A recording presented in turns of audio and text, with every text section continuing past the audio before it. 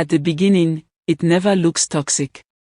It looks like intensity, passion, strong emotions that feel deeper than anything you've experienced before.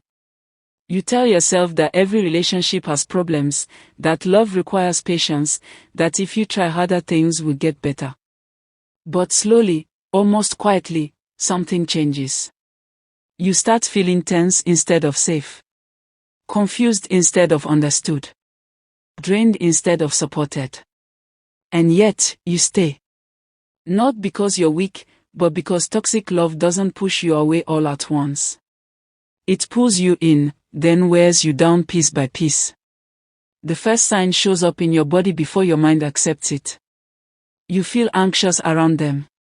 Your chest tightens when they walk into the room. You replay conversations before they even happen.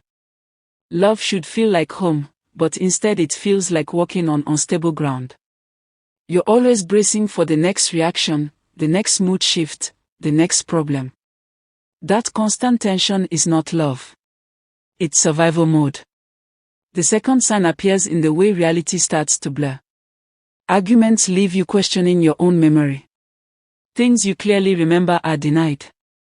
Your feelings are dismissed or twisted until you feel guilty for even bringing them up. You start wondering if you're overreacting, imagining things, or being too sensitive. When someone repeatedly makes you doubt your own experience, that's not miscommunication. That's manipulation. The third sign hides behind jokes and sarcasm. Your emotions are mocked. Your concerns are minimized. You're told to relax, to stop being dramatic, to lighten up. Over time, you stop sharing what hurts you because it feels safer to stay quiet than to be ridiculed. Love does not shame vulnerability.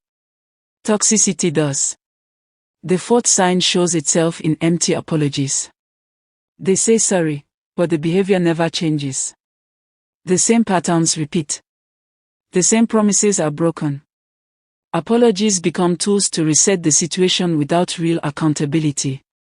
You forgive, hoping this time will be different, but deep down you already know it won't be.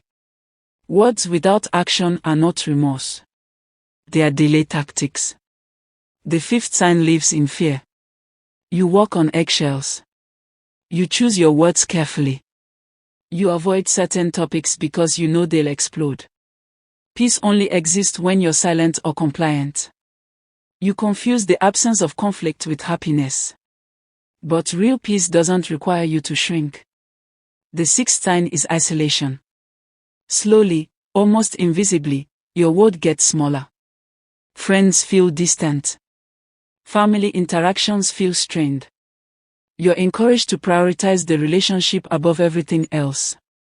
Sometimes it's framed as love. Sometimes as concern. But the result is the same. You become emotionally dependent while losing your support system. Love should add to your life, not erase it. The seventh sign is misplaced blame. No matter what happens, it somehow becomes your fault. Their anger is caused by you. Their distance is your doing. Their mistakes are reactions to your behavior. Accountability disappears, and responsibility lands squarely on your shoulders. You start apologizing for things you didn't cause just to restore calm. The eighth sign is imbalance. You give more.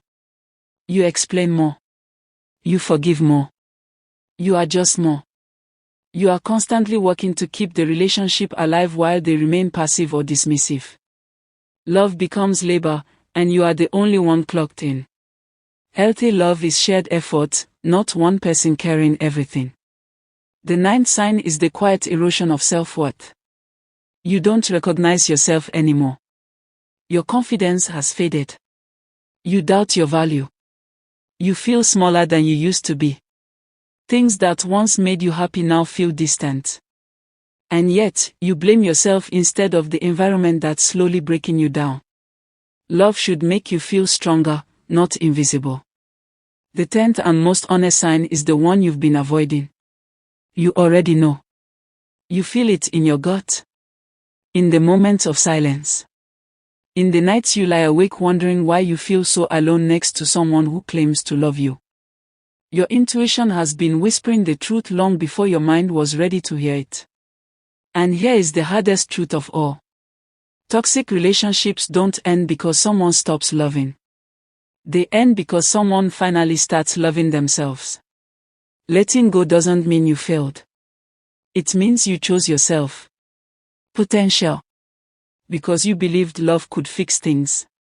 But love is not meant to be endured. It is meant to be shared. And the moment you walk away from what hurts you, you create space for what heals you. If this feels personal, it's not an accident. It's awareness. And awareness is the first step toward freedom.